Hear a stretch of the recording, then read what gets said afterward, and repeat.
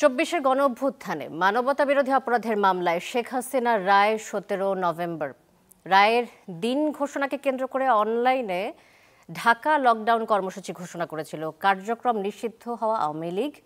Lockdown কর্মসূচিকে কেন্দ্র করে রাজধানীর বিভিন্ন এলাকায় নিরাপত্তা জোরদার করেছে প্রশাসন। তারপরেও সারা দেশে বাসে আগুন দেওয়ার পাশাপাশি বিভিন্ন স্থানে ককটেল বিস্ফোরণের ঘটনা ঘটেছে। এদিকে জাতির উদ্দেশ্যে দেওয়া ভাষণে জাতীয় নির্বাচনের দিন গণভোট দেশের স্বার্থে মেনে নেওয়ার আহ্বান জানিয়েছেন প্রধান উপদেষ্টা। জুলাই সনদ নিয়ে সরকারের সিদ্ধান্তে রাজনৈতিক দলগুলোর মধ্যে অসন্তোষ দেখা গেছে। গণভোটের দিনও 4 প্রস্তাবে দেখা গেছে মিশ্র প্রতিক্রিয়া। এমন অবস্থায় আজ ZSRM presence meet the people অনুষ্ঠানে আমরা আলোচনা করব হাসিনার রায় এবং গণভোট নিয়ে। আপনাদের সাথে রয়েছি শান্তা শারলিন এবং আজ আমাদের সাথে স্টুডিওতে অতিথি হিসেবে উপস্থিত রয়েছেন জনাব সোহরাব হাসান, সম্পাদক চর্চা.com। আমাদের সাথে রয়েছেন ডক্টর জাহিদুর রহমান, শিক্ষক ও রাজনীতি বিশ্লেষক, এবং অনলাইনে আমাদের সাথে যুক্ত আছেন গাজী MH তামিম, প্রসিকিউটর, আন্তর্জাতিক অপরাধ ট্রাইব্যুনাল। আপনাদের তিনজনকে স্বাগত জানাচ্ছি আমাদের আজকের মিট দ্য পিপলে। শুরুতে আমি গাজী তামিম আপনাকে দিয়ে শুরু করতে চাই। আমরা দেখলাম যে হাসিনার বিরুদ্ধে 5টি অভিযোগ আপনারা সন্দেহাতীতভাবে প্রমাণ করতে পেরেছেন এবং তারই ভিত্তিতে আপনারা সর্বোচ্চ শাস্তি দাবি করছেন। আমি যদি আপনার কাছে জানতে চাই যে আন্তর্জাতিক কমিউনিটি সর্বোচ্চ শাস্তি হিসেবে আসলে মৃত্যুদণ্ডকে তারা সাপোর্ট করে না বা ফাঁসি ব্যাপারটাকে তারা গ্রহণযোগ্য হিসেবে দেখে না, এবং সেই সাথে যদি জাতিসংঘের কথা বলি, জাতিসংঘ সম্ভবত এটাকে সাপোর্ট করে না।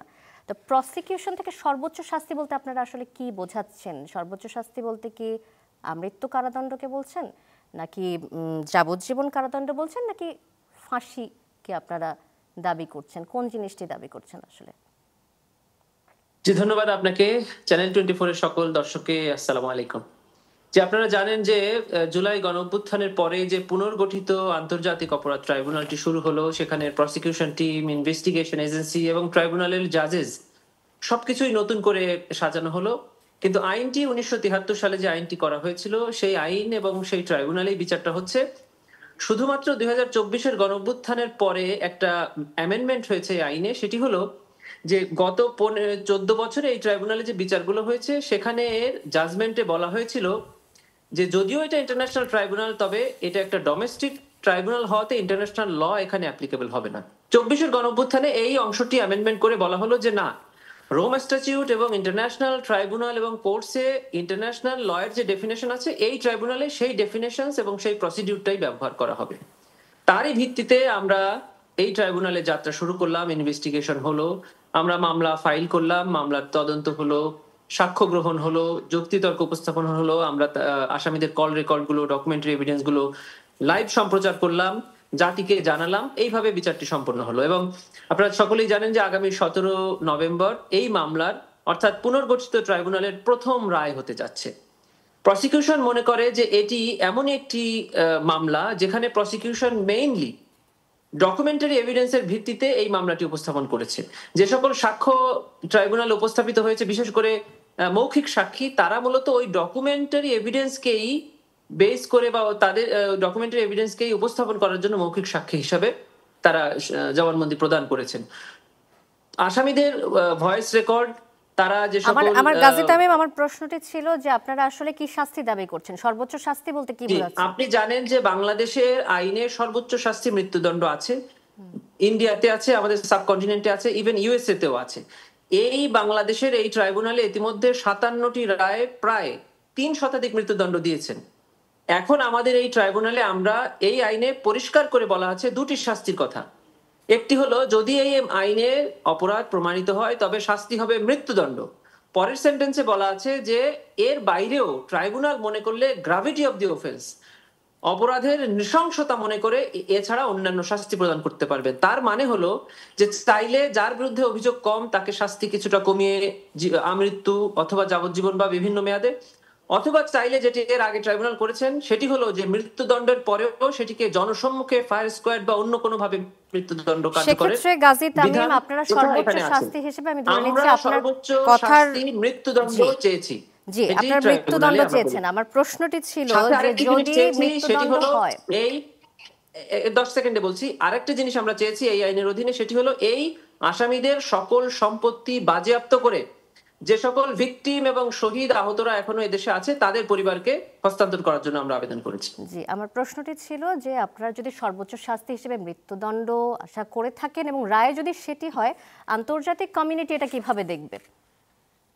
জি, আন্তর্জাতিক কমিউনিটির মধ্যে কিছু কিছু দেশ, হ্যাঁ জাতিসংঘ তার মধ্যে আছে, যে তারা মৃত্যুদণ্ডকে না দেওয়ার পক্ষে কথা বলে। কিন্তু দেখেন, 1400 মানুষকে হত্যা করা হয়েছে, 25,000 মানুষকে স্থায়ীভাবে পঙ্গুত্ব বরণ করানো হয়েছে। এরকম একটা অপরাধ, যেটাকে আমরা বলি ক্রাইম অফ দি ক্রাইমস, এমন নৃশংস অপরাধের জন্য যদি এই একটি পয়েন্টে যে আন্তর্জাতিক আইনে এটি আছে কি নাই সেই সমালোচনায় আমরা মৃত্যুদণ্ড না চাই বা এটা দেওয়া না হয়, তবে এটি হবে মানুষকে এই আশা থেকে, এই যে মানুষের চাওয়া থেকে বঞ্চিত করা হবে।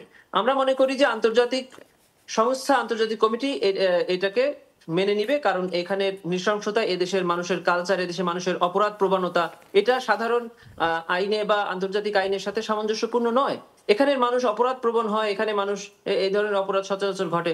অর্থাৎ এইসব সাবকন্টিনেন্টের মতো এইসব দেশে মৃত্যুদণ্ড থাকাটা জরুরি, এটা আমরা মনে করি। এটা একটা সম্পূরক প্রশ্ন চলে আসছে যে ডক্টর মোহাম্মদ ইউনূসের সাথে তো আন্তর্জাতিক বিভিন্ন জায়গার অনেক অনেক ভালো সম্পর্ক রয়েছে, হৃদ্যতাপূর্ণ সম্পর্ক রয়েছে, তাহলে সেক্ষেত্রে এই সর্বোচ্চ শাস্তির মাধ্যমে তাকে কোনো প্রশ্নের সম্মুখীন হতে হবে বলে মনে করেন আপনি?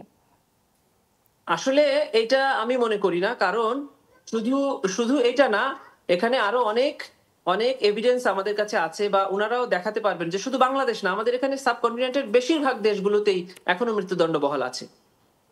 জি, আচ্ছা, আরেকটি বিষয় নিয়ে আসতে চাই আপনার কথাতে, যে আপনি বলছিলেন যে অভিযোগের সপক্ষে অনেকগুলো যুক্তি দেওয়া হয়েছে, হাসিনার বিরুদ্ধে যে 5টি অভিযোগ আনা হয়েছে এবং তার সাথে 2 সহযোগী আসাদুজ্জামান কামাল এবং আমাদের যে সাবেক আইজিপি, তাদের বিরুদ্ধেও অভিযোগগুলো এসেছে। সেই অভিযোগগুলোর মধ্যে উল্লেখযোগ্য, মানে যদি 5টির কথা বলি আমরা, গত বছরের 14 জুলাই গণভবনে সংবাদ সম্মেলনে শেখ হাসিনার উস্কানিমূলক বক্তব্য, হেলিকপ্টারে ড্রোন ও প্রাণঘাতী অস্ত্র ব্যবহার, রংপুরে বেগম রোকেয়া বিশ্ববিদ্যালয়ে আবু সাইদ গুলি করে হত্যা এবং রাজধানীর চানখারপুলে 6 আন্দোলনকারীকে গুলি করে হত্যা, আশুলিয়ায় 6 জনকে পোড়ানোর অভিযোগ।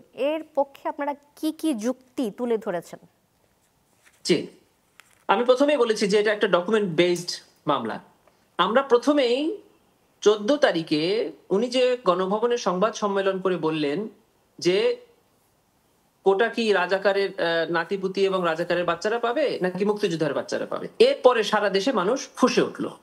তো এই রাজাকার শব্দটি বলাতে উনি এই অপরাধ প্রবণতাটাকে উস্কানি দিলেন, এটি হলো প্রথম অভিযোগ। এখন ধরেন আসলে কি হলো, আসলে কেন এই রাজাকার শব্দটা বলার পরে সারা দেশের আন্দোলনকারীরা ফুঁসে উঠলো, সেটা হলো যে এই রাজাকার শব্দটা গত 15 বছর উনি ওনার সকল বিরোধী মত পক্ষ, ইভেন মুক্তিযোদ্ধা যারা ওনার পক্ষে নাই, ওনার পক্ষে কথা বলতে, তাদেরকে এটা বলেছেন। বলতে বলতে এই শব্দটাকে একটা গালিতে পরিণত করেছেন, যার কারণে এই শব্দটি শোনার সঙ্গে সঙ্গে সবাই ফুঁসে উঠলো। এটি আমরা হিটলারে দেখেছি যে তারা নাৎসিরা এই ইহুদিদেরকে ইনিয়েনজি বলতো, ইঁদুর বলতো, তেলাপোকা বলতো। এটা এক ধরনের ইনসিস্ট করা, এটা প্রোপাগান্ডা ছড়ানো, এটা মানুষকে মানে হত্যার একটা বৈধতা দেওয়া। এই সংবাদ সম্মেলনটাকে আমরা একটা প্রথম অভিযোগ দিয়েছি, এটার জন্য ভিডিও ডকুমেন্ট ছিল বিটিভি থেকে, আমরা এনে জমা দিয়েছি। দ্বিতীয় যে অভিযোগটা ছিল সেটা হলো তাপসের সাথে তৎকালীন প্রধানমন্ত্রীর টেলিফোন কনভারসেশনে উনি বলছেন যে আমি ইতিমধ্যে এই লেথাল উইপন অর্থাৎ মারণাস্ত্র ব্যবহারের নির্দেশনা দিয়ে দিয়েছি, হেলিকপ্টার থেকে এখন গুলি করা হবে এবং ড্রোন ব্যবহার করে আন্দোলনকারীদের অবস্থান নির্ণয় করা হবে। ঢাকা বিশ্ববিদ্যালয়ের মকসুদ কামাল সাহেবের সাথে উনি কথা বলছেন, সেখানে উনি বলছেন যে এরা হলো রাজাকার, আমি রাজাকারদেরকে ফাঁসি দিয়েছি, এদেরকে আমি তাই করব। ইংল্যান্ডে ছাত্ররা রাস্তায় নেমেছিল, কয়েকটারে ফেলে দিয়েছে, ঠান্ডা হয়ে গেছে, আমি ওদেরকে তাই করব। এই কথোপকথনগুলো যিনি সংগ্রহ করে রেকর্ড করেছেন সেটি হলো ওনারই একটি সংস্থা এনটিএমসি। সেখান থেকে তদন্ত সংস্থা সেটিকে উদ্ধার করে ট্রাইব্যুনালে সেটিকে ফরেনসিক টেস্ট করে ফরেনসিক রিপোর্ট এবং এই ভিডিওটা জমা দেওয়া হয়েছে। আশুলিয়া, চাংখারপুল এবং আবু সাইদের মামলায় এনটিভি তখন ওইখানে লাইভ করছিলেন, আবু সাইদ যখন গুলি করা হয় সেই লাইভ ভিডিওটা তারা ধারণ করেছেন। আমরা এনটিভি থেকে সেই ভিডিও ডকুমেন্টারি ট্রাইব্যুনালে এসে জমা দিয়েছি। চাংখারপুলে তখন আরটিভি লাইভে ছিল, আরটিভি থেকে সেই র ভিডিও ফুটেজ এনে আমরা জমা দিয়েছি।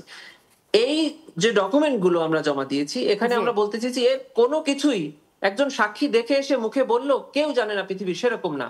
এই ডকুমেন্টটা হলো পৃথিবীর সবার সামনে অলরেডি আমি বুঝতে পেরেছি হয়ে গিয়েছে। তারপরে কোর্টে বিচারটা হচ্ছে।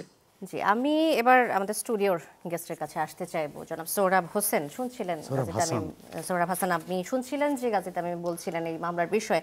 17 নভেম্বর মামলার রায়ের দিন ঠিক করা হয়েছে এবং এই রায়ের দিন ঠিক করাকে কেন্দ্র করে যে সংঘাতের টুকটাক আমরা ঘটনাগুলো দেখেছি সারা দেশব্যাপী ঘটেছে, 17 নভেম্বর কি কোনো সংঘাতের আশঙ্কা করেন কিনা, কিভাবে দেখছেন? না, সেটা তো 13 তারিখে এক ধরনের আমরা তো উদ্বেগ উৎকণ্ঠায় ছিলাম এবং সারা দেশে তো যে পরিস্থিতি তৈরি হচ্ছে এটা তো স্বাভাবিক বলা যাবে না।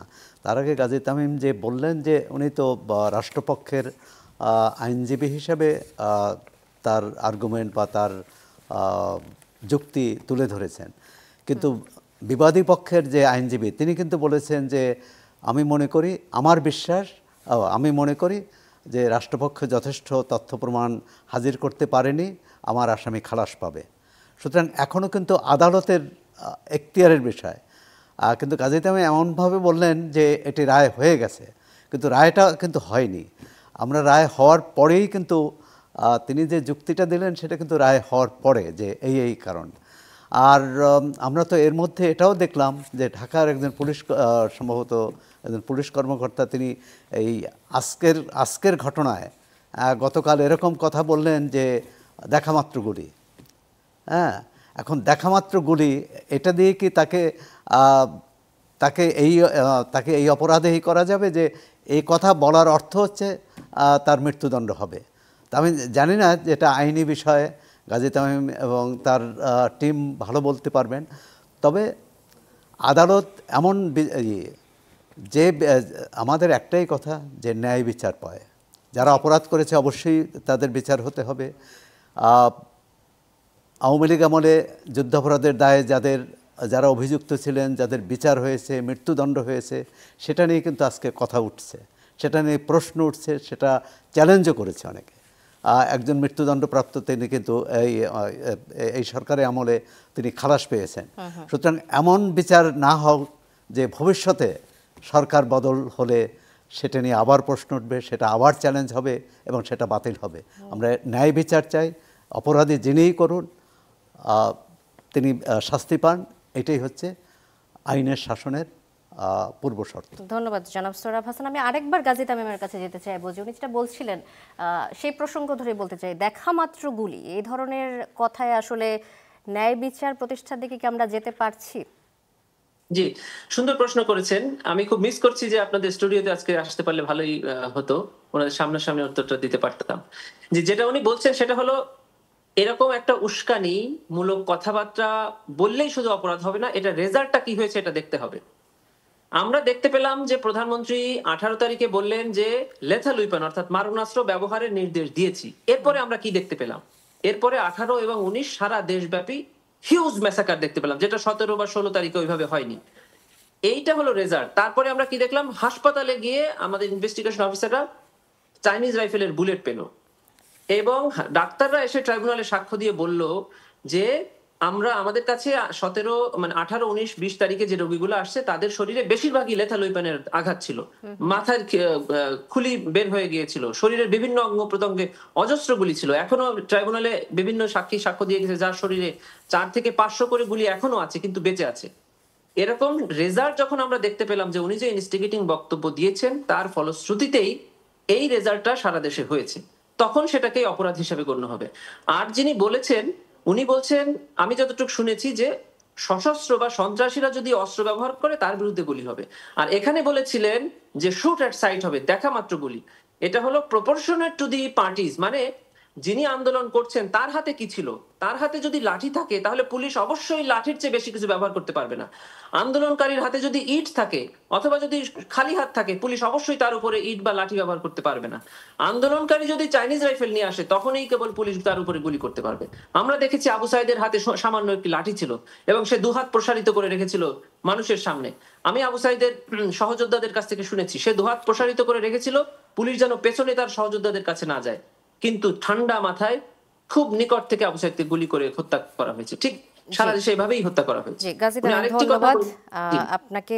আবারও নিশ্চয়ই আসবো আমরা আপনার কাছে। আমি এই প্রসঙ্গ ধরে আরেকটু যেতে চাইবো ডক্টর জাহিদুর রহমান আপনার কাছে, যে লকডাউন কর্মসূচি ঘোষণা করেছে নিষিদ্ধ আওয়ামী লীগ। আওয়ামী লীগের কার্যক্রম যে নিষিদ্ধ করা হয়েছে, তারপরে তাদের এই লকডাউন কর্মসূচিকে আপনি কিভাবে দেখছেন? এটিকে পলিটিক্যাল কোনো স্ট্যান্ডবাজি মনে হচ্ছে কি?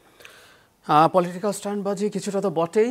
কেমন হলো, আমি আজ সন্ধ্যা থেকে কয়েক দফা রাস্তায় ছিলাম, অনেকগুলো টক শোতে ছিলাম, এই কারণে আমাকে বেরোতে হয়েছে। গতকাল সন্ধ্যায় রাতে আমি ঢাকার অবস্থা দেখলাম, এবং আমি দেখলাম ঘটনাচক্রে গত ৩-৪ দিন, অন্তত গত 2 দিন তো বটেই, আমি ঢাকায় মানুষের মধ্যে খানিকটা আতঙ্কই দেখলাম। এটা হওয়া একেবারেই কথা ছিল না। মানে আওয়ামী লীগ আসলে কি করতে পারত? তারা কিছু জ্বালাও পোড়া কয়েকটা গাড়িতে আগুন দিয়েছে, দুর্ভাগ্যজনকভাবে একজন মানুষ মারা গেছে, এবং কিছু ককটেল ফাটিয়েছে। এতে অনেক কিছু কি হয়ে যেত, কিন্তু আমার কাছে মনে হলো সরকার একটু বেশি রিয়্যাক্ট করেছে। যেমন ধরুন, সরকারের ব্যবস্থা নিক, কিন্তু আমি ঘোষণা করছেন আমি বিজিবি নামাচ্ছি, এই যে আইসিটিতে আজকে রায় হলো, কেন আমাদের এটা এত বড় বড় নিউজ হিসেবে জানতে হবে? যেখানে সেনাবাহিনী তলব করা হয়েছে, সেনাবাহিনী তো অলরেডি ফিল্ডে আছে, একটা আইন শৃঙ্খলা বাহিনীর মতো। আজকে যেহেতু এখানে রায়ের তারিখ ঘোষণা করা হবে, এখানে এমনিই সব থাকতে পারতো। ফলে একটা প্যানিক কিন্তু তৈরি হয়েছে। আওয়ামী লীগ এই অর্থে সফল যে তারা এই প্যানিকটা তৈরি করতে পেরেছে, এবং এই প্যানিক করাতে তাদের একটা, বা তৈরি করার পেছনে তাদের একটা উদ্দেশ্য আছে বলে আমি মনে করি। খেয়াল করবেন, আওয়ামী লীগ এখন মানে বাস পোড়াচ্ছে, ককটেল ফাটাচ্ছে। কেউ কেউ এই ন্যারেটিভ হয়তো তৈরি করার চেষ্টা করবে যে ওকে এই ধরনের সন্ত্রাসের দিকে ঠেলে দিয়েছে সরকার।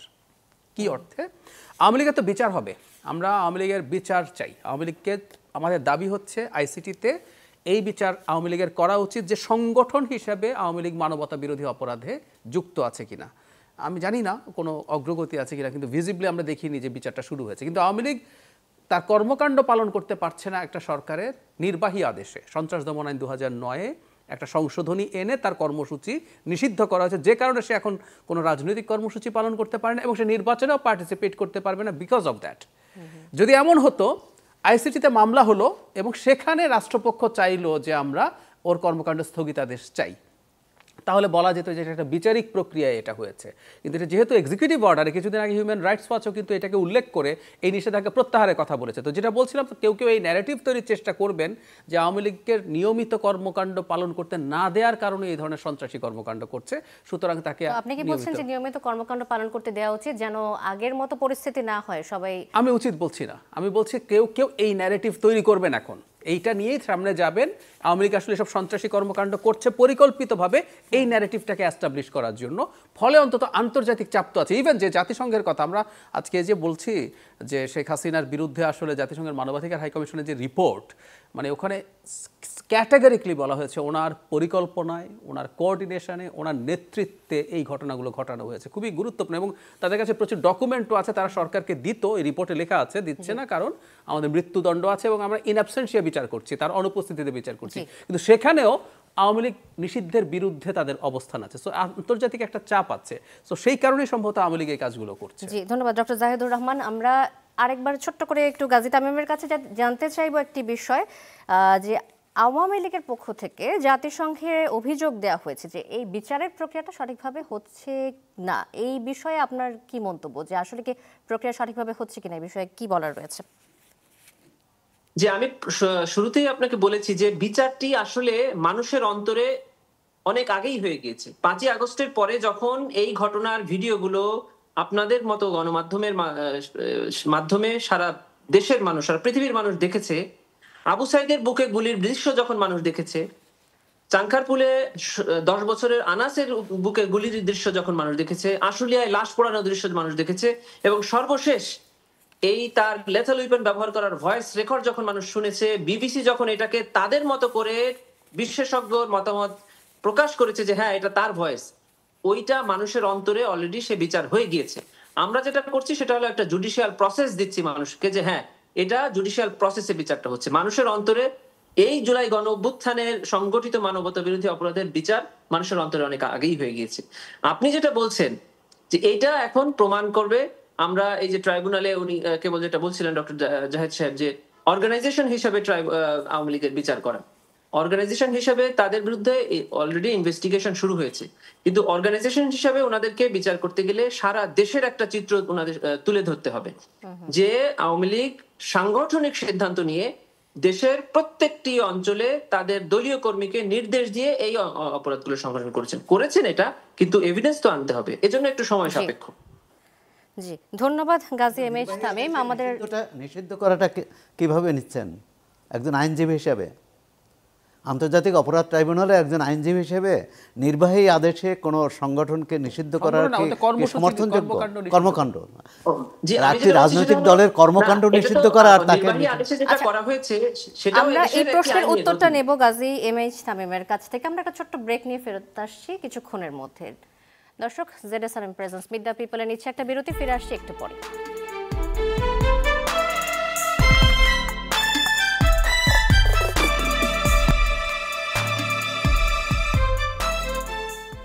আবার স্বাগত ZSRM presence meet the people অনুষ্ঠানে। বিরতির আগে আমরা কথা বলছিলাম আমাদের আজকের অতিথিদের সাথে। জনাব সোহরাব হাসান রয়েছেন, ডক্টর জাহিদুর রহমান রয়েছেন এবং অনলাইনে যুক্ত আছেন জনাব গাজী এম এইচ তামিম। বিরতির আগে জনাব সোহরাব হাসান গাজী তামিমকে একটি প্রশ্ন করেছেন যে নির্বাহী আদেশ ছাড়া আওয়ামী লীগের কার্যক্রম নিষিদ্ধ করা হয়েছে, এটি আসলে কতটুকু যৌক্তিক, এ বিষয়ে কি বলবেন জনাব গাজী তামিম? জি, দেখেন, বাংলাদেশে কোন রাজনৈতিক দলকে নিষিদ্ধ করার জন্য একমাত্র আইন হলো সন্ত্রাস বিরোধ আইন 2009, যেটি আওয়ামী লীগ তৈরি করেছিল 2009 সালে। এবং এই আইনের অধীনে বেশ কিছু দলকে ওনারা নিষিদ্ধ করেছেন। এবং আপনারা জানেন যে আগস্ট মাসের একদম শেষে এসে ওনাদের ক্ষমতা ছাড়ার জামাতকে এবং শিবিরকেও ওনারা নিষিদ্ধ করেছিলেন। আন্তর্জাতিক অপরাধ ট্রাইব্যুনাল আইনে কোনো দলকে নিষিদ্ধ করার কোনো বিধান ছিল না। তবে কোন রাজনৈতিক দলকে বিচার করার অপশন 2013 সালে আওয়ামী লীগ যুক্ত করে জামাত ইসলামের বিরুদ্ধে তারা তদন্ত শুরু করে, তদন্ত কার্যক্রম শেষ করে ওইভাবে ফেলে রাখে। কিন্তু কোন একটি রাজনৈতিক দলের বিরুদ্ধে যদি মানবতা বিরোধী অপরাধ প্রমাণিত হয় তাহলে তাদের শাস্তি কি হবে এরকম কোনো বিধান এই আইনে ছিল না, যার কারণে ওই বিচার আর এগোয়নি। 2024-এর গণঅভ্যুত্থানের পরে পুনর্গঠিত ট্রাইব্যুনালে এই আইনটি সংশোধন করে তাদের জন্য শাস্তি রাখা হয়। শাস্তিটা হলো কি, যে এই রাজনৈতিক দল যদি বা সংগঠন বা কোনো সত্তা কারো বিরুদ্ধে যদি এই ধরনের মানবতা বিরোধী অপরাধের অভিযোগ প্রমাণিত হয় তবে তাকে সাময়িকভাবে তার কার্যক্রম নিষিদ্ধ করা যাবে, তার রেজিস্ট্রেশন ক্যান্সেল করা যাবে, অথবা তাকে ব্যান করা যাবে, অথবা তাদের যে সম্পত্তি যদি থেকে থাকে তবে সেগুলোকে কনফিসকেট করা যাবে। এখন ওনার যে প্রশ্ন যে এরকম একটা নির্বাহী আদেশে করা যায় কিনা, যেটিতে করা হয়েছে সেটাও কিন্তু এদেশের একটি পার্লামেন্টের একটা আইন, আর আন্তর্জাতিক অপরাধ ট্রাইব্যুনাল এটাও পার্লামেন্টের একটা আইন। যদিও এই আইনটা প্রাধান্য পাবে, তবে যেহেতু এই আইনটা বাংলাদেশে এখনো প্রচলিত আছে এবং কার্যক্রম নিষিদ্ধ করা হয়েছে, দলকে অ্যাকচুয়ালি ব্যান করা হয়নি, তাদের কার্যক্রম নিষিদ্ধ করা হয়েছে, অর্থাৎ এটি সাময়িকভাবে করা যেতে পারে। তবে ফাইনালি কোনো একটি আদালতের মাধ্যমে অবজারভেশনেই এটি করা উচিত, তা না হলে এটি চ্যালেঞ্জ হতে পারে, এটির বিষয়ে প্রশ্ন আসতে পারে। আমি একজন আইনজীবী হিসেবে মনে করি অবশ্যই কোনো রাজনৈতিক দল নিষিদ্ধ বা স্থগিত করার জন্য আইনি প্রক্রিয়ার মাধ্যমেই করা উচিত। আপনি কি আপনার প্রশ্নের উত্তরটি পেয়েছেন? আমার একটু বক্তব্য আছে, সেটা হলো সংসদে পাশ হওয়া আইন কোনো যুক্তি না আসলে। ধরুন ডিজিটাল সিকিউরিটি অ্যাক্টের বিরুদ্ধে আমরা সমানে শোরগোল করেছি, ওটাও সংসদে। আমরা প্রায় একটা কথা বলি আইনের শাসন, আসলে গভীরভাবে দেখতে হলে আইন কি, কোন আইন, সেই প্রশ্নও করতে হয়। ডিজিটাল সিকিউরিটি অ্যাক্টের বিরুদ্ধে শেখ হাসিনার সময় আমরা কেন শোরগোল করেছি, ওটাও পাশ হওয়া আইন ছিল। ওটা দিয়ে যেভাবে আপনি প্রয়োগ করছেন সেটাই প্রবলেম আছে। আমি আরেকটা জিনিস একটু যোগ করতে চাই, পার্টিকে বিচার করা কিন্তু ইভেন আরেকটা আইন আছে, আইসিটিতে মানবতা বিরোধী অপরাধ করা হবে কিনা দেখার কথা বলা হচ্ছে। পলিটিক্যাল পার্টিজ অর্ডিন্যান্স 1978 বলে একটা অর্ডিন্যান্স এখনও কার্যকর আছে বাংলাদেশে, যেটা আর্টিকেল 3, 4 এই দুটো জায়গায় কোন পার্টি কি করতে পারবে না সেগুলো বলা আছে। আওয়ামী লীগ এগুলো অনেকগুলোই ভেঙেছে এবং ওটা আর্টিকেল 6-এ ক্লিয়ারলি জানানো আছে যে সরকার যদি মনে করে কোনো পার্টি এটা ভাঙছে সে তারপরে উচ্চ আদালতে গিয়ে তার কার্যক্রমের বিরুদ্ধে ব্যবস্থা নিতে পারে। সো আমি যে কথাটা বলছি, এক্সিকিউটিভ অর্ডারে দল নিষিদ্ধের মূল সমস্যাটা কোথায়? আসলে আপনি আত্মপক্ষ সমর্থন করতে পারছেন না। বিচারিক প্রক্রিয়াকে কেন আমরা প্রেফার করি, প্রত্যেকটা বিচারিক প্রক্রিয়া আপনি কোনো সিদ্ধান্ত ইম্পোজ করছেন না প্রতিপক্ষ। এখন সে যদি লয়ার না দেয়, সে যদি না আসে, ভিন্ন আলোচনা। যেমন শেখ হাসিনা যেহেতু এই আদালতের জুরিসডিকশন মানেন নাই, উনি এসে সারেন্ডার করেন নাই, তাই উনি লয়ার দিতে পারেন নাই, রাষ্ট্রপক্ষ লয়ার দিয়েছে, কিন্তু তারপরও এখানে আত্মপক্ষ সমর্থনের সুযোগ আছে। বিপদ কোনটা? আপনি এমন একটা পথ খুলে দিচ্ছেন, কেন আমরা এক্সিকিউটিভ অর্ডারকে অপছন্দ করি, আপনি একটা এমন পথ খুলে দিচ্ছেন, কোনো একদিন ক্ষমতায় এসে যে কেউ একজন এসে আবার বলল যে তুমি এটা করেছো, কারণ এর কোনো পাল্টাপাল্টি নেই। আপনিও বললেন যে আমি তো আইন প্রয়োগ করেছি, এই আইনটা তো আছে। এবং একটা জিনিস যোগ করি, সন্ত্রাস দমন আইন 2009-এ কিন্তু কর্মকাণ্ড নিষিদ্ধের কোনো ধারা ছিল না। এটার পুরো দল নিষিদ্ধের ধারা ছিল, এটাও অ্যামেন্ড করে ঢুকিয়েছে এই কাজটা করার জন্য। এই জন্য আমি মিস্টার তামিমের সাথে একমত যে আমি ইভেন আইসিটিতে যদি কেসটা হয়ে যেত এবং আদালতের কাছে যদি এই জিনিসটা চাওয়া হতো, আদালত যা অ্যাগ্রি করতেন তাও না, আদালত যদি এই বারটা দিত তাহলে জিনিসটা অনেক মানে বিচারিকভাবে হতো, এটা তখন সুন্দর হতো। জি ধন্যবাদ। কাজী এম এইচ তামিম, আপনার কিছু বলার রয়েছে এই প্রসঙ্গে ছোট্ট করে? ঠিক আছে, আমি তো যেটুকু বললাম আমি সংক্ষেপে বলছিলাম, যেহেতু আমি সম্পূরক প্রশ্নের উত্তর দিয়েছি, সেটাকে অনেক সুন্দর করে জাহিদ সাহেব বললেন, আমি তার সাথে অবশ্যই একমত। জি অসংখ্য ধন্যবাদ জনাব Gazi M H Tamim, prosecutor, আন্তর্জাতিক অপরাধ ট্রাইব্যুনাল, আমাদের সাথে যুক্ত হবার জন্য ধন্যবাদ আপনাকে। আমরা এবার একটু ভিন্ন আলোচনায় আসতে চাই, যেহেতু আজ অন্তর্বর্তী সরকারের প্রধান ডক্টর মোহাম্মদ ইউনূস জাতির উদ্দেশ্যে ভাষণ দিয়েছেন এবং বেশ কিছু বিষয় তিনি নির্দেশনা দিয়েছেন। ডক্টর জাহিদ, আপনাকে দিয়ে আমি শুরু করব এই প্রসঙ্গে, যে আপনি আজকে একটি অন্তর্বর্তী সরকারের নির্দেশনা আসার পর একটি ভিডিও বার্তায় বেশ কিছু বিষয়ে উল্লেখ করেছেন। আমি যদি আপনাকে কোট করি, আপনার মন্তব্য যে ডক্টর ইউনূস সরকার দেশের রাজনৈতিক অঙ্গনে একটি বড় ঝামেলা বাঁধিয়ে দিয়েছে, এমন কথা বলেছেন এবং বলছেন যে জুলাই সনদ, ঐকমত্য কমিশন, অন্যান্য রাজনৈতিক দল যে দাবিগুলো সামনে এনেছে এগুলো সবকিছুই নাটকের অংশ, পরিকল্পিত নাটকের অংশ বলছেন। কেন বলছেন এটা? আমি আমার হাইপোথেসিসটা দেই, আমি কেন এই কথাগুলোকে বলছি। আমরা খেয়াল করি, ধরুন এখন সর্বশেষ যে ভাষণটা হলো, আমাকে একটু পেছন থেকে আসতে হবে। আমরা জুলাই সনদ যখন স্বাক্ষরিত হয়, খেয়াল করবেন এনসিপি স্বাক্ষর করেনি, তারা যায়ওনি সেখানে। পরবর্তীতে তারা কতগুলো শর্ত দিল, এর মধ্যে প্রধান শর্ত ছিল জুলাই সনদের যে রেফারেন্ডামে যাবে, গণভোটে যাবে, সেখানে নোট অফ ডিসেন্ট থাকতে পারবে না, অথচ এর আগে কিন্তু আলাপ হয়েছিল নোট অফ ডিসেন্ট থাকবে। আচ্ছা, এরপর কি হলো দেখুন, ঐকমত্য কমিশন মিটিং করে তার আইনি ভিত্তি যখন তারা দিতে যাচ্ছেন, সেখানে তারা গণভোটে নোট অফ ডিসেন্ট থাকবে না এই সাজেশন দিয়ে দিলেন। এবং খুবই দুর্ভাগ্যজনক ব্যাপার, ঐকমত্য কমিশনের প্রধান হচ্ছেন আমাদের প্রধান উপদেষ্টা নিজে। সো এই প্রক্রিয়াটার সাথে তিনি কিন্তু নিজের নাম জড়িয়ে ফেললেন, ওনাকে দায় নিতে হবে তো। এবং বিএনপি যখন তার বিরুদ্ধে, এই কমিশনের বিরুদ্ধে বিট্রেয়ালের কথা বলে, প্রতারণার কথা বলে, তার অংশ কিন্তু প্রধান উপদেষ্টা হয়ে পড়লেন। এরপর কি দাঁড়ালো, আমরা অবাক হয়ে দেখলাম যে জামায়াত ইসলামী কয়েক মাস থেকেই লোয়ার হাউসে পিআর লাগবে, তারপরে গণভোট নভেম্বরেই হতে হবে বলে তারা রীতিমতো কঠোর কর্মসূচি যমুনা ঘেরাও করবেন। এনসিপি আবার নতুন একটা শর্ত দিল যে এটা প্রেসিডেন্ট না, এই আদেশটা দিতে হবে প্রধান উপদেষ্টাকে। শেষে এসে দেখবেন এই আলোচনা চলছে, আচ্ছা সব দল তো কিছু ছাড় দিল, আবার কিছু পেল, বিএনপিরও কিছু ছাড় দিক কিছু পেল। এখন আমি এবার যদি অঙ্কটা মেলাই, আচ্ছা গণভোট যদি নভেম্বরে হয় আর গণভোট যদি ফেব্রুয়ারিতে হয়, গণভোটের কন্টেন্টে কোনো পরিবর্তন আছে? কন্টেন্টে পরিবর্তন নেই, কিন্তু জামাতের পক্ষ থেকে বারবারই বলা হচ্ছে যে তাদের গণভোট যদি নভেম্বরে হয়, জাতি আরো ভালোভাবে বুঝতে পারবে যে কি বিষয়গুলো রয়েছে, তারা জ্ঞাত হতে পারবে, এমন কথা বলছে। যথেষ্টের বেশি জ্ঞাত হয়েছে আসলে, যে পরিমাণ কথাবার্তা, মানে ঐকমত্য কমিশনের আলোচনা লাইভ হয়েছে, আমরা টক শোতে যে কতদিন বিভিন্ন ডিসপিউটেড ইস্যু নিয়ে কথা বলেছি তার কোনো সীমা নেই। সুতরাং এটা ইস্যুটা কিন্তু খেয়াল করুন, কন্টেন্ট একই, রাষ্ট্রপতি সাইন করুক আর প্রধান উপদেষ্টা সাইন করুক, আমি ধরে নিলাম এটা নিয়ে সাংবিধানিক বিতর্ক আছে, আমি এটাই ঢুকছি না, যেই সাইন করুক গণভোটের কন্টেন্ট তো একই। তো তারা যদি এটা তাদের ইচ্ছে পূরণ না হয় কি আসলো গেল, বরং গণভোটে এখন যে চারটা অপশন বলছে, চারটা অপশন মানে এটা আপনাকে প্যাকেজ হিসাবেই নিতে হবে, আপনি দুটো নেবেন, তিনটা নেবেন, একটা নেবেন, এটা হতে পারে না। সো মানে একটি বেছে নিলে উত্তর আমাকে একটি দিয়ে সবগুলোতে হ্যাঁ সম্মতি অথবা সবগুলোতে না সম্মতি। এখন সমস্যা না বলে দেবে, সমস্যাটা এখন যেটা দাঁড়ালো, বিএনপি আসলে বিরাট চাপে পড়েছে এবং বোঝা যায় এই চাপটা বিএনপিকে দেওয়ার জন্যই অন্য দলগুলো তাদের কতগুলো এক ধরনের প্রক্সি ওয়ার চালিয়েছে, যে না আমার নভেম্বরে হতে হবে, আমার তো নভেম্বরে হয়নি বলে ভাল লাগছে না, না এটা রাষ্ট্রপতিকে করতে দেয়া যাবে না, এটা প্রধান উপদেষ্টা করা দরকার, এই কথাগুলো বলবেন যে আমরাও খুশি হই নেই। কেন বলছি, এখন বিএনপির নোট অফ ডিসেন্ট পজিটিভ কি নেগেটিভ, সেটা লজিক্যাল কি illogical is a different debate. আমি ব্যক্তিগতভাবে মনে করি বিএনপির অনেকগুলো নোট অফ ডিসেন্ট ইললজিক্যাল, আমি মনে করি। ধরুন আপার হাউসের পিআর তো না চাওয়া বিএনপি যেভাবে করতে চায়, এটাকে আমি মোটেও যৌক্তিক মনে করি না, কিন্তু ওর তো এই অবস্থানটা আছে, ও তো এটার জেনেই আলোচনায় গিয়েছিল। এখন সমস্যা যেটা বেঁধেছে, কওয়ার ক্ষতে বিএনপির নোট অফ ডিসেন্টওয়ালা বেশ কিছু জিনিস তুলে দেওয়া হয়েছে, সেটা হচ্ছে তত্ত্বাবধায়ক সরকার, বিএনপি তত্ত্বাবধায়ক সরকার চায়, কিন্তু এটা গঠনের একটা পর্যায়ে গিয়ে তার নোট অফ ডিসেন্ট আছে। কমিশন সাংবিধানিক সবগুলো সে জুলাই সনদের মতো করে চায় না, নোট অফ ডিসেন্ট আছে। আপার হাউস সে চায় কিন্তু পিআর চায় না, নোট অফ ডিসেন্ট আছে। ফলে ঘতে তাকে একটা সান্ত্বনা পুরস্কার দেওয়া হয়েছে এরকম যে তুমি বাকি নোট অফ ডিসেন্টগুলো বিবেচনায় নিতে পারবা, তার মূল নোট অফ ডিসেন্টগুলোর বাইরে নিয়ে আসা হলো। ফলে যেটা দাঁড়ালো, নির্বাচনে যে হাঁ জিতে যায়, টেকনিক্যালি এখন বিএনপিকে তার সবচেয়ে সিরিয়াস যে নোট অফ ডিসেন্ট আছে সেগুলো মানতে হবে।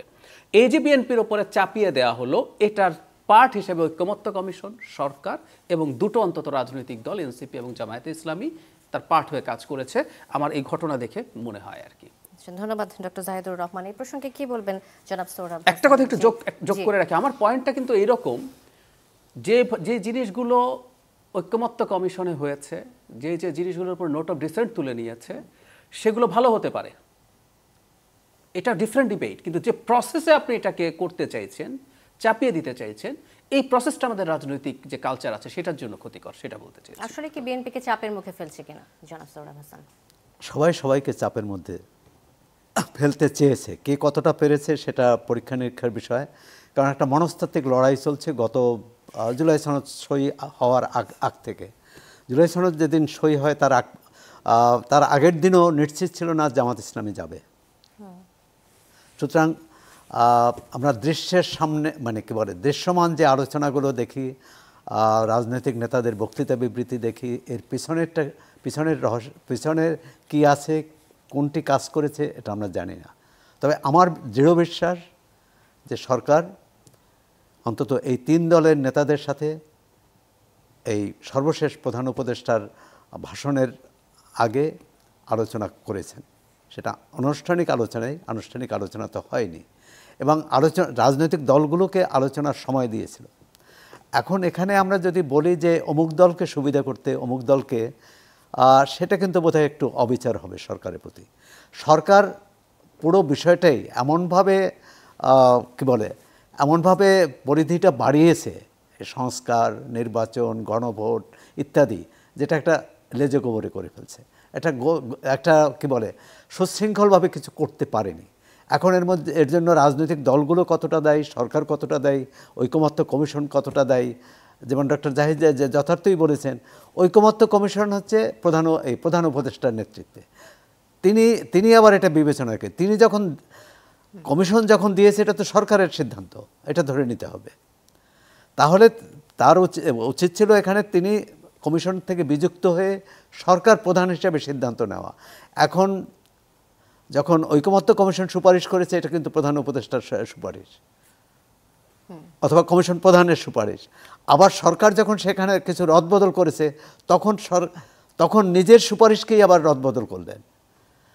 এখন এত কিছুর পরেও এই যে আমরা তারপরও দেখলাম বিভিন্ন রাজনৈতিক দল একমত হতে পারলো না, ঐকমত্য কমিশন দেখলাম, তারপরে 7 দিনের সময় দেখলাম সরকারের বেঁধে দেয়া, শেষমেশ সরকারকে একটা দায়িত্ব নিয়ে সিদ্ধান্ত। আমার ধারণা যে নির্বাচন নিয়ে এই প্রধান উপদেষ্টার ভাষণের আগে যে অনিশ্চয়তা ছিল, সেই অনিশ্চয়তা অনেকখানি কেটে গেছে আজকের ভাষণে।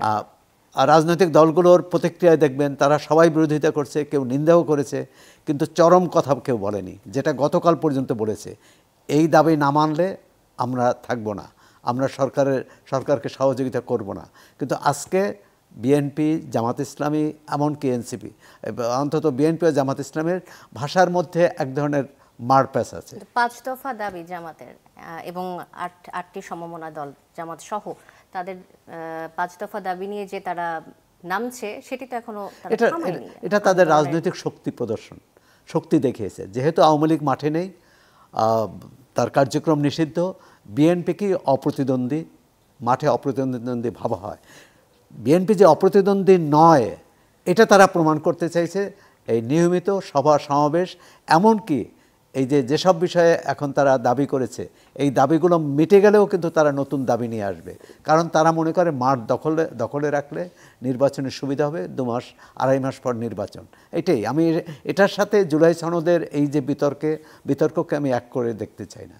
আচ্ছা, ধন্যবাদ জনাব সোহরাব হাসান। আমি আরেকবার ডক্টর জাহিদুর রহমান আপনার কাছে আসি, যে আপনি কি মনে করেন যে এই যে রাজনৈতিক দলগুলোর মধ্যে মতের কিছুটা অমিল আমরা বিভিন্ন সময় দেখেছি, এখন জানি না আজকে প্রধান উপদেষ্টা ডক্টর মোহাম্মদ ইউনূসের জাতির উদ্দেশ্যে দেওয়া ভাষণের পরে তাদের মতামত আসলে কতটা পরিবর্তন আসবে, আজকে পর্যন্ত যদি আমরা বলি তাদের মধ্যে এই মতের অমলের কারণে যে রাজনৈতিক অস্থিরতা তৈরি হয়, এক্ষেত্রে কার্যক্রম নিষিদ্ধ হওয়া আওয়ামী লীগ কি কোনো পুনর্বাসনের সুযোগ পায় কিনা, এটা দেখেন কিনা আপনি? সে সুযোগ থাকেই। সমস্যাটা একটা জায়গায় এসে দাঁড়িয়েছে, আমাদের দ্বিমত থাকবে আমাদের, এবং আমরা প্রায় একটা কথা বলি না যে বিভক্তি বিভেদ এগুলো থাকা উচিত না। গণতন্ত্র বেসিকলি একটা বিভক্তি বিভেদেরই সিস্টেম। প্রত্যেকটা গণতান্ত্রিক ব্যবস্থায় রাজনৈতিক দলগুলো চায় জনগণের মধ্যে, আমি শব্দটা ক্রুডভাবে ব্যবহার করি, বিভেদ তৈরি করতে। কারণ সে বলতে চায় তুমি আমাকে ভোট দিবা কারণ আমি এটা ও সেটা না। কেউ বলছে আমি, ধরুন ইসলামী দলগুলো বলছে আমি আসলে এখানে আল্লাহর আইন কায়েম করব, বিভেদ তৈরি করছে। তোমরা যারা যারা আল্লাহর আইন চাও তোমরা আমার পক্ষে আসো। এটা বিভেদ না? বিভেদ তো। ও তো চায় না, ওকে ভোট দিও না। সমস্যাটা হচ্ছে এটা আমাদের ফান্ডামেন্টাল কয়েকটা জায়গাকে যদি ধ্বংস করে সেটা ঝুঁকিপূর্ণ।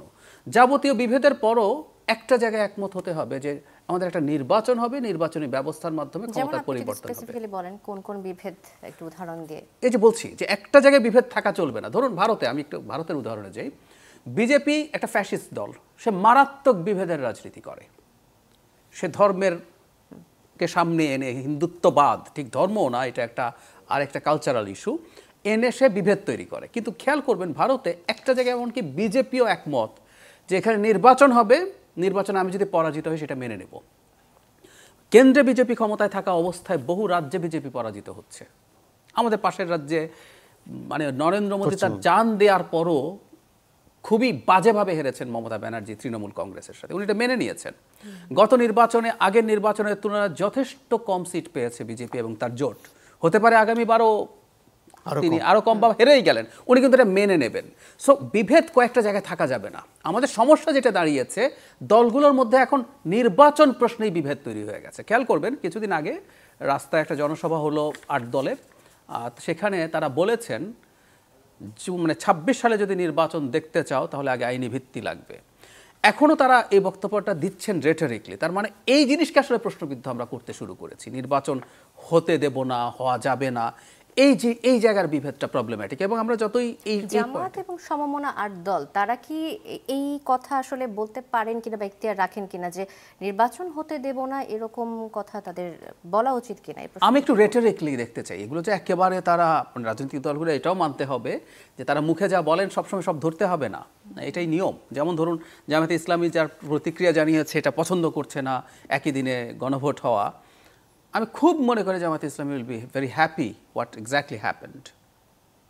কারণ বিএনপিকে মানে যদি এই গণভোট হয়, আমি আবারও বলছি বিএনপি গণভোট মেনেছে বলে আমি মনে করি না। বিএনপি কিন্তু আজকে যে স্টেটমেন্ট দিয়েছে, একই দিনে গণভোটের জন্য অভিনন্দন জানিয়েছে, কিন্তু লিখে দিয়েছে 17 অক্টোবর স্বাক্ষরিত জুলাই সনদ অনুযায়ী গণভোট আয়োজনের জন্য সরকারকে আহ্বান জানাচ্ছে।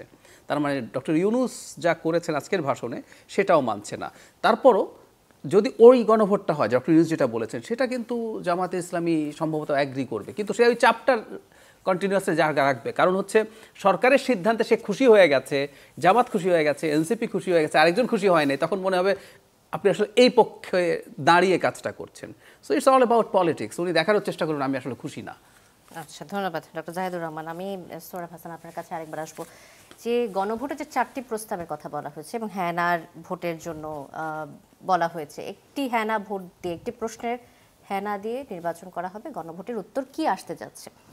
এখন একজন নাগরিকের আসলে কতটুকু শিক্ষিত হওয়া প্রয়োজন এই গণভোটে অংশগ্রহণ করার জন্য? শিক্ষিত হওয়া না, যারা শিক্ষিত তারাও এই 4টি বিষয়ে অনুধাবন করে, উপলব্ধি করে সিদ্ধান্ত দিতে পারবে কিনা। আরেকটি যে জটিলতা, যে একটা হচ্ছে আপনার প্লেটে 4 ধরনের খাবার দিল, আপনার সুযোগ নেই যে এর এক ধরনের খাবার আপনি নিলেন বা 2 ধরনের খাবার নিলেন, হয় আপনি পুরো প্লেট বাদ দিতে হবে, অর্থাৎ এটা আপনি খাবেন না, অথবা পুরোটাই খেতে হবে।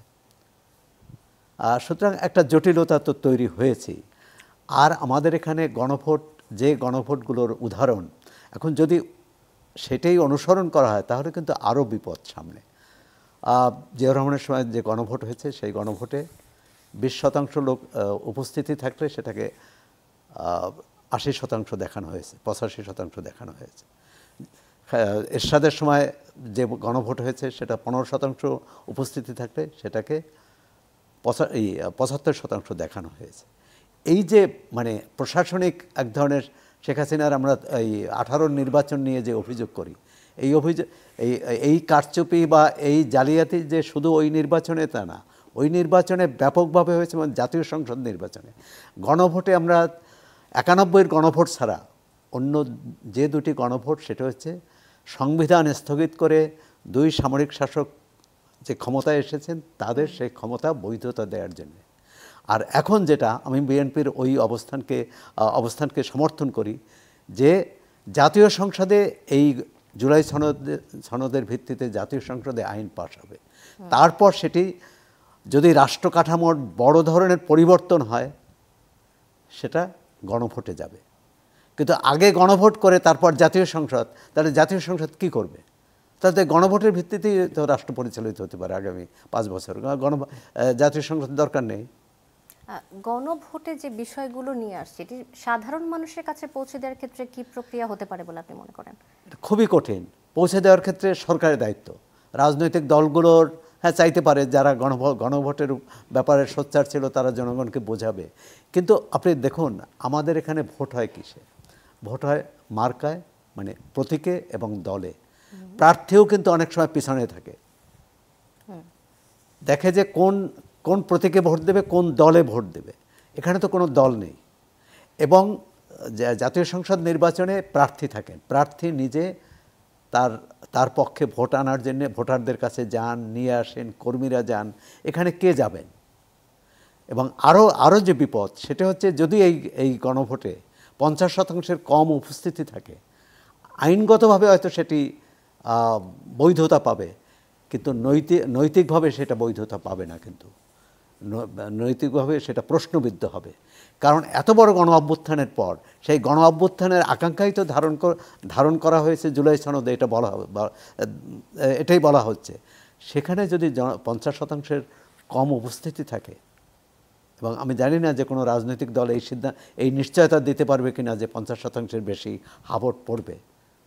আচ্ছা, নির্বাচন নিয়ে একটা শঙ্কা তৈরি হয়েছে বিভিন্ন সময়ে, কারণ রাজনৈতিক দলগুলোর মধ্যে যে দ্বন্দ্ব, মতের অমিল, এসবের কারণে বিশেষ করে বিএনপির পক্ষ থেকে বারবার নির্বাচন নিয়ে শঙ্কা প্রকাশ করা হয়েছে। এই প্রসঙ্গে আপনি কি বলবেন যে ফেব্রুয়ারিতে নির্বাচন হওয়া নিয়ে আপনি না হওয়া নিয়ে কোনো আশঙ্কা দেখেন কিনা? এটাও কিন্তু রাজনৈতিক চাপ। বিএনপি জামাত ইসলামী তার সহযোগীরা এক ধরনের চাপ দিচ্ছে, এনসিপি আর এক ধরনের চাপ, বিএনপিরও এটা চাপ যে নির্বাচন যেহেতু প্রধান উপদেষ্টা অঙ্গীকার করেছেন, এখান থেকে পিছিয়ে যাওয়ার কোনো সুযোগ নেই। কারণ ফেব্রুয়ারিতে নির্বাচন হলে বিএনপির তো হিসেব নিকেশ আছে, বা অন্য দলেরও হিসেব নিকেশ আছে। ফেব্রুয়ারিতে নির্বাচন হলে ফলাফল যা হবে, এই নির্বাচন আগামী জুনে হলে নিশ্চয়ই ফলাফল এক হবে না। বুঝতে পারছেন? ফেব্রুয়ারিতে নির্বাচন হলে যে দল মনে করে যে ফেব্রুয়ারিতে নির্বাচন হলে তার জন্য সুবিধাজনক, সেই দল তো চাইবে না যে নির্বাচন পিছিয়ে যাক।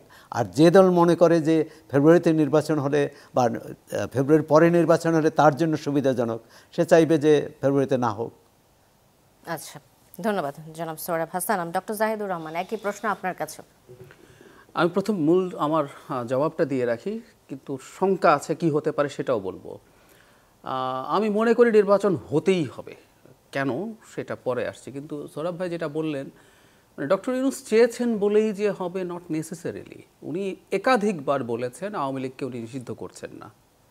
বিদেশি অনেক সংস্থার সাথে, মিডিয়ার সাথে আওয়ামী লীগ নির্বাচনে আসবে কিনা সেটা তাদের সিদ্ধান্ত, আমরা কিছু করব না, এটা নিষিদ্ধ করার কোনো পরিকল্পনা নেই, উনি একদম ক্লিয়ারলি বলেছেন।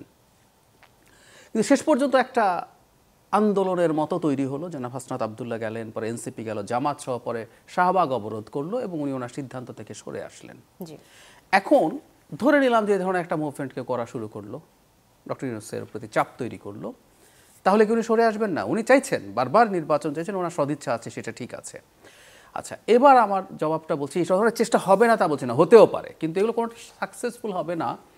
বাংলাদেশে ফেব্রুয়ারির পর যদি নির্বাচন যায়, আমাদের নির্বাচন হওয়ার পথে প্রধান যুক্তি যেটা, সেটা হচ্ছে নির্বাচন হবে আর হবে না। আমি যদি শক্তির হিসাব করি যে হওয়া চাইছে কারা কারা, একটা সোসাইটিতে, একটা স্টেটে অনেকগুলো পাওয়ার সেন্টার আছে। সো পাওয়ার সেন্টারগুলো বিভিন্ন ক্ষেত্রে তারা নির্বাচনের পক্ষে আছে।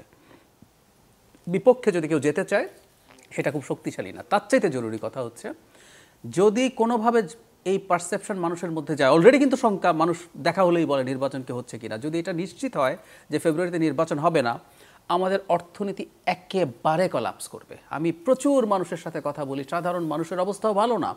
এই ধরনের সরকারের সময় ভালো হয় না, কারণ ইনভেস্টমেন্ট কমে যায়। ফরেন ইনভেস্টমেন্টের কথা বলছি না, ডোমেস্টিক ইনভেস্টমেন্টও কমে যায়।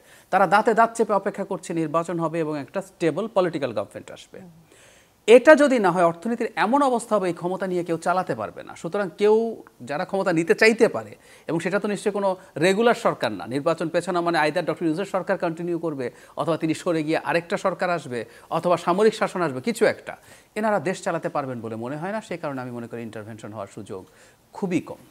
অনেক ধন্যবাদ ডক্টর জাহিদুর রহমান এবং জনাব সোহরাব হাসান, আপনাদের দুজনকে আমাদের স্টুডিওতে আজকে উপস্থিত হবার জন্য। অনেকগুলো বিষয় নিয়ে আলোচনায় উঠে এসেছে। ধন্যবাদ আপনাদের দুজনকে। দর্শক, আজকের মতো বিদায় নিচ্ছি ZSRM presence meet the people থেকে। আপনারা সবাই ভালো থাকবেন। শুভরাত্রি।